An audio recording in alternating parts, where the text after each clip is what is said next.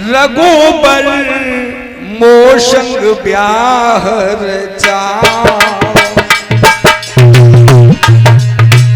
तुमको बार बार समझाऊं, रघुबर मोशंग ब्याह रचा, मोशंग ब्याह रचा, रघुबर मोशंग ब्याह रचा, मैं तुझे बार बार समझाऊं, रघुबर मोशंग ब्याह रचा। और सुपर्णा बोली,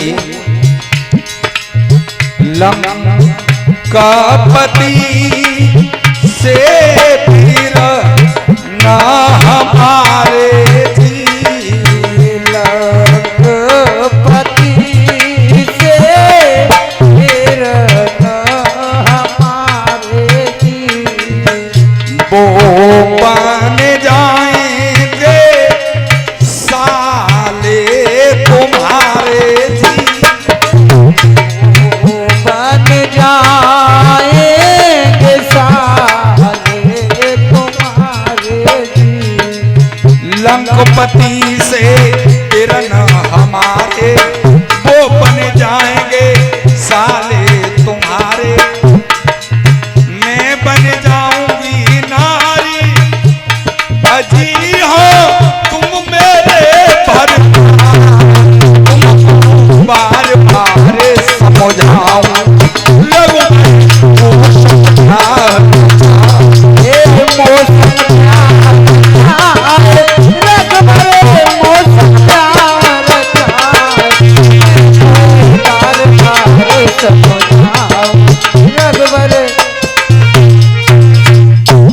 सुपर्णा ने कहा, मैं बड़े घराने की कन्या हूं, रावण जैसा मेरा भैया है, मेरे भैया के यहाँ 1 लाख पुत्र 1.25 लाख नाती हैं, किसी चीज की कमी नहीं है, इसलिए शादी कर लो, अच्छे रहोगे, क्यों भटक रहे हो।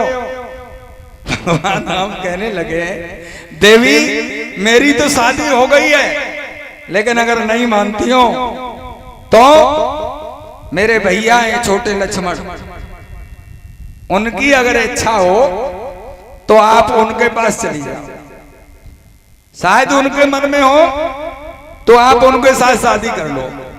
अब सुपर्णा लक्ष्मण जी के पास आई और लक्ष्मण से बोली कि सुनो जी, छोटे महात्मा बड़े बाबू जी आने तो ना ही कर दई, अगर तुम व्यवस्था कर लो तो ठीक है, हैं?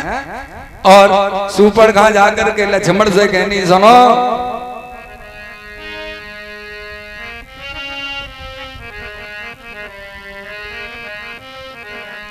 कि मैं तो छोड़ आई लंका को राज,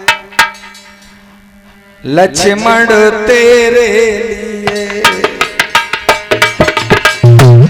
मैं तो छोड़ आई लंका को राज, हटीले तेरे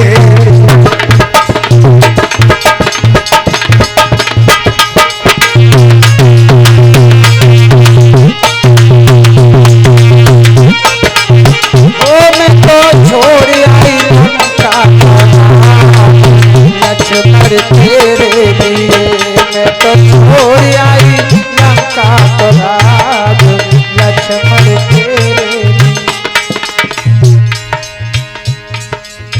भैया छोड़े भतीजे छोड़े, भैया भी छोड़े भतीजे भी छोड़े, भैया छोड़ी भतीजे छोड़े, छोड़े भतीजे भी छोड़े, और मैं तो छोड़ आई, मैं तो छोड़ आई सब परिवार, लक्ष्मण तेरे लिए, मैं तो छोड़ आई सब परिवार, लक्ष्मण तेरे लिए, मैं तो छोड़ आई लंका को राज, लक्ष्मण तेरे तो छोड़ आई लंका को राज, लक्ष्मण तेरे। बाग छोड़े बगीचा भी छोड़े, छोड़े बगीचा भी छोड़े, बाग छोड़े बगीचा भी छोड़े, भी छोड़े बगीचा भी छोड़े। और मैं तो छोड़ आई, मैं तो छोड़ आई सक तलवार लक्ष्मण तेरे, मैं तो छोड़ आई सब तलवार लक्ष्मण तेरे, मैं तो छोड़ आई तलवार लक्ष्मण तेरे, मैं तो छोड़ आई तलवार मैं तो छोड़ आई, मैं तो छोड़ आई लंका को राज लक्ष्मण तेरे, छोड़ आई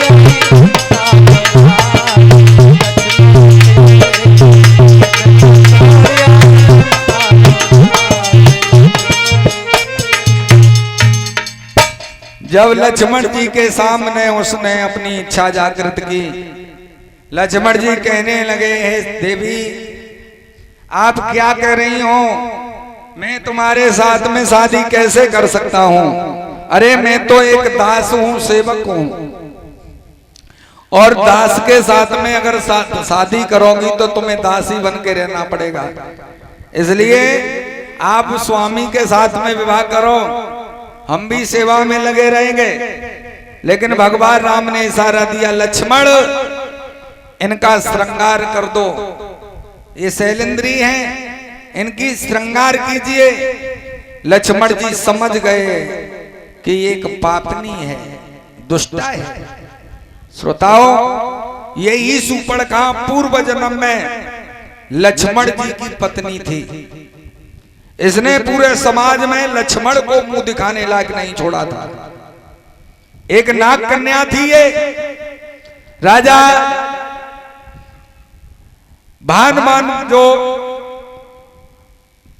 थे नागलोक के राजा, उनके मंत्री थे लक्ष्मण, जो सबसे बड़े नाग थे, उनकी ये रानी थी।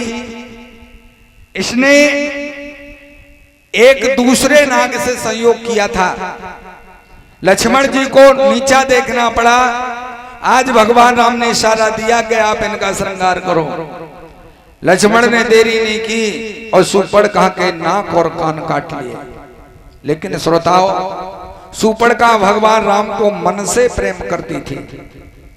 रावण को सूचना देने के बाद सूर्पणखा ने घोर तपस्या की, और उस तपस्या का फल ये बना कि वो दूसरे जन्म में आकर के कुब्जा बनी, और भगवान ने कुब्जा को अपनी अर्धांगिनी के रूप में वर्ण किया। क्योंकि बाबा तुलसीदास ने लिखा है रामचरितमानस में,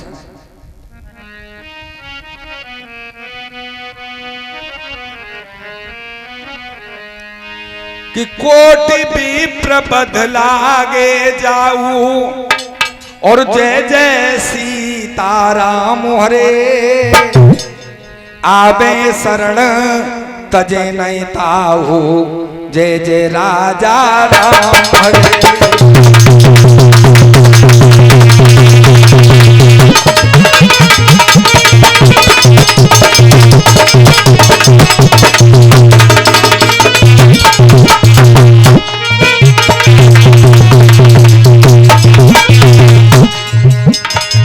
अरे कोटि विप्र बदलागे जाऊ, जय जय सीताराम हरे, आबे शरण तज नहीं ताहू, जय जय राधा राम।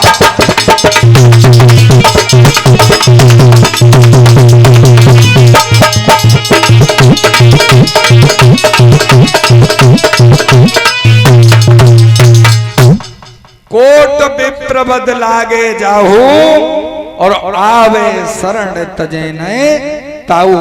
परमात्मा का हृदय बड़ा ही विलक्षण है, जिसको कितना भी बड़ा दुराचारी क्यों न हो, कितना भी बड़ा पापी क्यों न हो, अगर वो शरण में आ जाए तो उसके सभी अवगुणों को भूलकर परमात्मा उसे अपनी शरण में ले लेता है। बताओ इससे बड़ा दीनबंधु कौन हो सकता है। श्रोताओ, आज कुब्जा भगवान श्री कृष्ण की अर्धांगिनी बन गई है। भगवान कृष्ण मथुरा में रह रहे हैं, बड़ा ही आनंद प्राप्त हो रहा है। आइए एक भजन बोलते हैं, उसके बाद व्यास जी के मुखार बिंद से आप लोग कथा श्रवण करेंगे।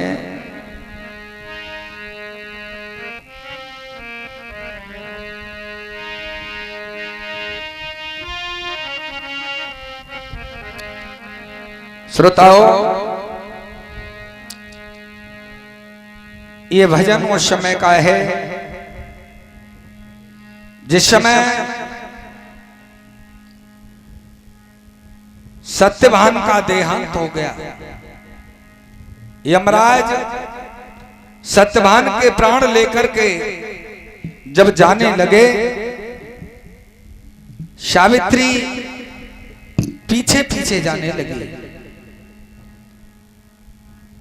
यमराज ने कहा, हे देवी,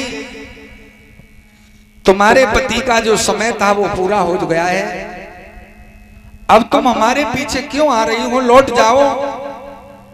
ये संसार है, यहाँ आवागमन का चक्कर लगा है, यहाँ जो आया है उसे यहाँ से जाना है, इसलिए आप लौट जाओ। आंखों में आंसू भर करके सावित्री कहने लगी, श्रीमान, आपने कैसे कह दिया कि मैं लौट जाऊं? इनके अलावा अब दुनिया में मेरा कोई नहीं है।